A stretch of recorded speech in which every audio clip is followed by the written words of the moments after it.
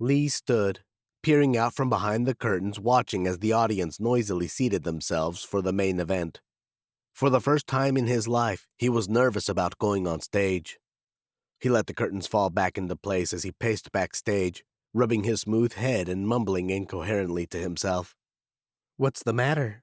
came a soft, familiar voice, stepping up from behind him. I can't do this. What if they don't like me, Doris? I haven't done this in years." Doris held his chin in her hands and gently kissed his cheek.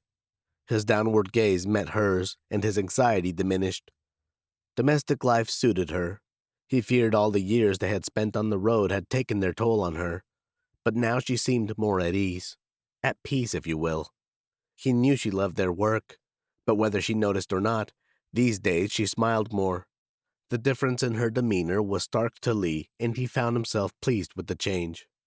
"You'll be fine, sweetie. I know it's a tough audience, but you've got your biggest fan out there rooting for you." Doris knew of which she spoke. She had many fond memories of the days and nights on the road with Lee, traveling to foreign towns and entertaining audiences.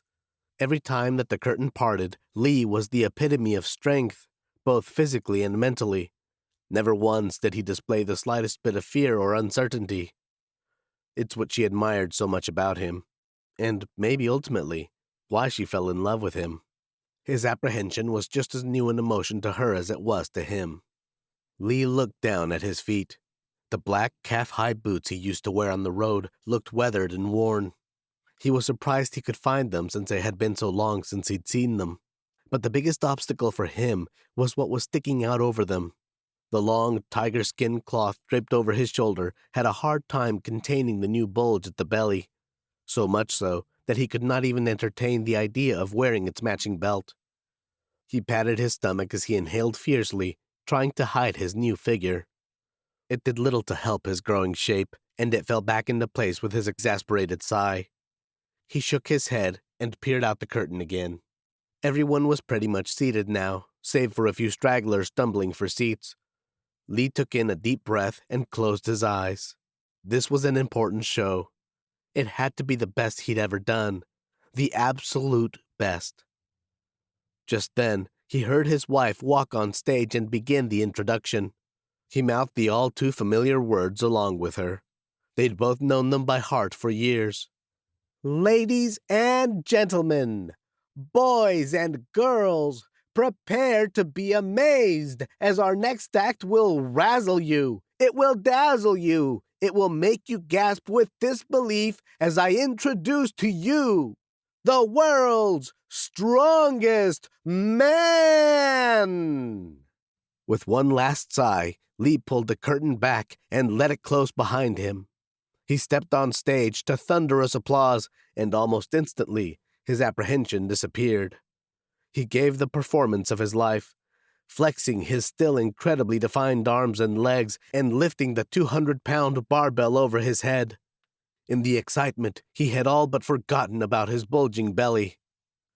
After his flawless performance ended with a standing ovation, he went backstage to find his wife waiting for him with a glass of lemonade. He took it from her hands and swallowed it in little more than a gulp. Suddenly, rapid footsteps seemed to crescendo as Lee blindly turned around to greet their owner. He bent at the knee and swept Jason up in his arms as they collided. "That was awesome, Dad! Everybody loved it! Billy Baker said he wishes you could perform at his birthday party!" Jason's face glowed with unbridled joy. Lee hugged him as he put him back down to his feet. Both father and son were on cloud 9. As the three walked from behind the makeshift stage in the center of their backyard, all the kids ran up to Lee, wanting to touch his tiger skin ensemble and asking him to flex his muscles again. While Lee's admiring fans crowded him with praise, Jason stood, proud-faced, next to his dad, making joyous childhood memories he had yet to fully understand. When it had all subsided, Doris walked over and handed Lee a slice of chocolate birthday cake and smiled. It was hard to tell who was the 6-year-old anymore.